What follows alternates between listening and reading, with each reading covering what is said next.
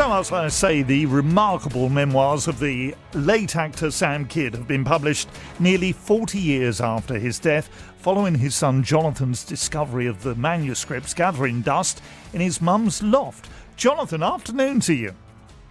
Hello, Pat. How nice to be on the show. Thank you for having me on. No, it's a pleasure. Before we talk about the manuscripts and the subsequent book, or books as it will no doubt turn out to be, just explain who your father was, would you? Because so many of us would have seen him on screen and continue still to do.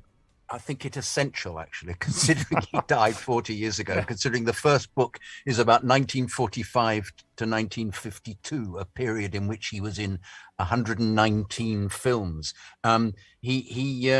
He was a very well-known British actor who did a huge number of television performances latterly in his career, but started off as a film actor when there wasn't much television. And he was very well known, particularly in the 60s, for programs like for a series such as Crane, where he played the assistant to an actor called Patrick Allen, and he was a smuggler, and that was on Monday nights at 9 o'clock and had about 20 million people watching it because it was a hit show and because there were only 2 channels. So consequently, his celebrity status was enormous. And when I was little, he was constantly, people would come up to him in the street and using the phrase, which I always loved, was, "You've given me much pleasure, Sam," because at the same time, he'd done so many films in the 50s that he was almost a household name from the films themselves. He was always playing Cockneys and Irishmen. And he, as I say, he ultimately became a very big television actor, and he was in Coronation Street when he died. But it was he had the ability to be in both comedy and drama. So and playing both Cockneys and Irishmen, despite his bizarrely speaking like me. He went to Dunstable Grammar and he learnt his Cockney in the Second World War because he was in prison camp with masses of Cockneys. He had 5 years in prison camp, and the first book he wrote was called "For You the War Is Over," about his life in prison camp, and he sold 40,000 of that. So he's a decent writer. So that was his setup for becoming after the war. He applied for a job bizarrely in a film about prison camps as an advisor for Ealing Films, and thus his career started. But it was, I can't describe the thousands of televisions he was in. It was just he never stopped working.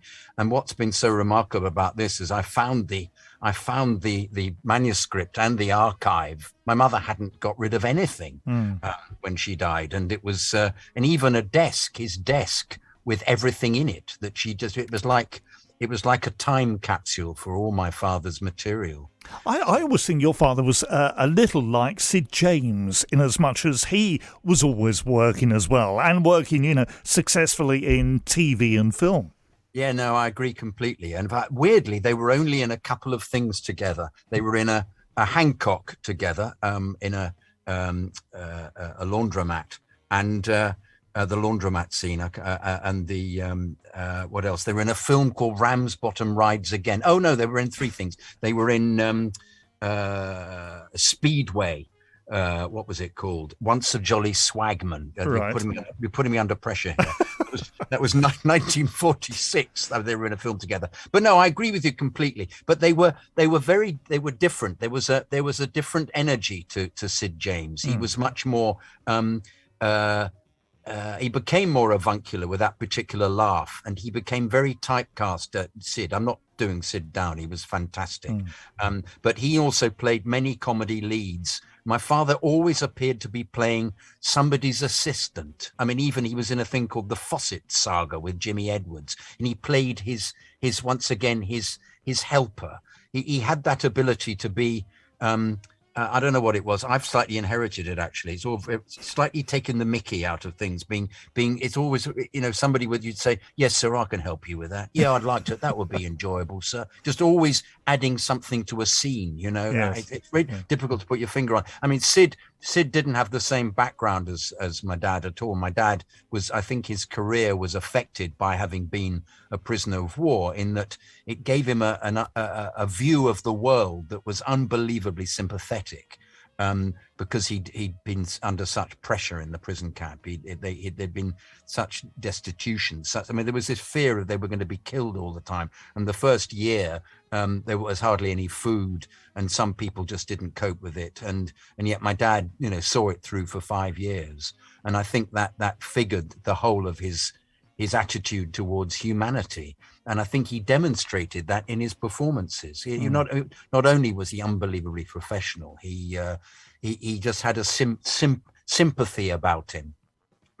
And Sid seemed to play a lot of slightly more aggressive characters, particularly early on in his career. But there is. I agree completely. I think there was a comparable side by side, evolution of them going forward as actors, but they just weren't in the same shows. It never happened. It was absolutely weird. And my dad wasn't in any of the carry-ons, despite knowing Peter Rogers and having worked with him on several occasions. He was the producer of the carry-ons. I just wonder, how much of his success do you think was down to the fact that he, as an individual, seems to have had a great capacity for learning parts and giving directors exactly what they needed?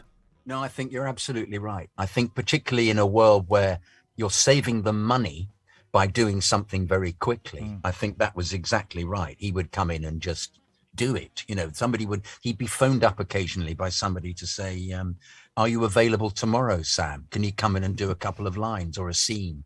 And he'd learn it. In fact, there's something in the second volume I haven't put out yet, which he was in an episode of Shadow Squad, where he replaced one of the characters who'd been poked in the eye by his daughter and and consequently couldn't see properly.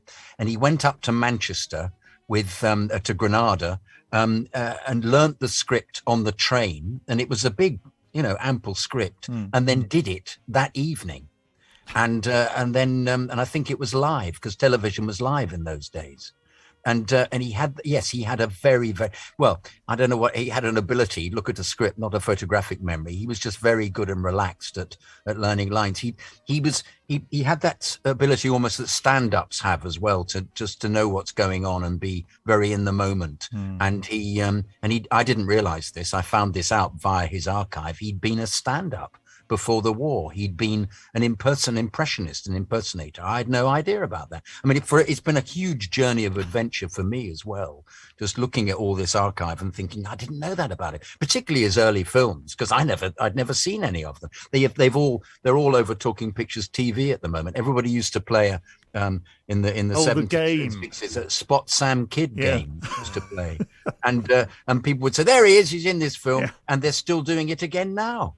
They're doing it now as well. Weren't you watching telly or something and you saw a film come on and shouted to your dad in the kitchen, were you in this?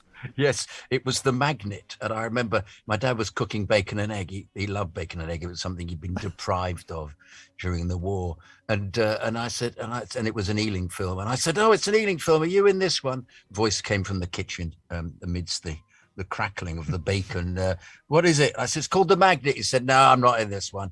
And the very first person who appeared at the door of this house was him as the postman, with the very young James Fox, and who'd got a bell of some kind that he dropped down the roof. And so my dad had to go up to the roof and get this bell and hand it back to the boy.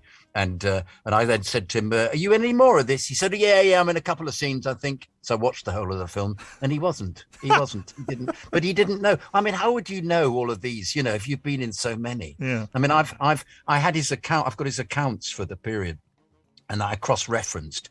And lots of the films I couldn't find anywhere on IMDb, which is the compendium of films, and they haven't got lots of his films up there. And so I bought something called the British Film Catalogue. I thought, I'm going to look these up, and I discovered that some of the titles in the accounts, they were in the catalogue, were something called sermon films, which were at that period in the 1946 were on every Sunday. Things like It's a Sin or He Did Wrong.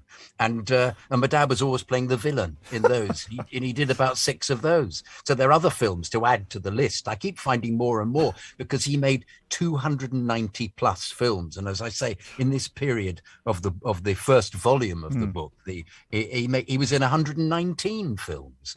I mean, that's me still counting. I keep finding the bizarre thing. I've got these envelopes with little bits of information, posters, and ultimately press cuttings. And for volumes 2 and 3 and 3 and 4, I have yet to look through all the press cuttings because when he became very successful, he had anything in the papers about him was delivered to him. I've yet to look through them. And then you see there's something else, another TV series I knew nothing about, another TV program, another film. I haven't got that on the list. So it's all been slightly daunting, though at the same time perfect for lockdown. I did it all during lockdown, I have to say. I've got to be honest with you, Jonathan. He was the first actor to stick in my mind as a child because he had that distinctive face, didn't he? And he played, I think, Orlando, which I'm guessing was one of my earliest childhood memories and will probably be in, volume 3 or 4? Some way down the line? Volume 3, yes, it's going to be called Crane, Orlando, and Much More. That's in fact, yes, Orlando was. I think it's something that some listeners will be able to relate to because they were children when it was on, and they will be able to make the reference. And he was in. I've got it written down as 126 episodes of that. It just kept on going. And he had artistic control over it, which was something I had no idea about. And it was a huge success. And one of the reasons Orlando was a huge success was because he was getting his mates in, his actor mates in, his writing mates in to do it. And he had kind of creative control. So it had a really high standard and was consequently seen by, about 10 million people, which was unheard of for a children's series. So there was a debate at the time as to whether it was going to go into an adult slot. And he just in his his version of the book. I mean, I haven't explained exactly what happened. I found this 254-page autobiography in the loft, and I vaguely remember him writing it. It never got published, and it wasn't very good because he didn't want to offend anybody. They were all alive, and he just dismissed things. So he would say this in this instance, the Orlando thing. He said we thought was going to be something in the about it going later on because it was so successful, but it never transpired. And that was what he wrote in his version. And the reality in his diaries was an enormous row going on for a year about the program. And they objected. Reader Fusion, the television company, objected to his creative control and said he was interfering.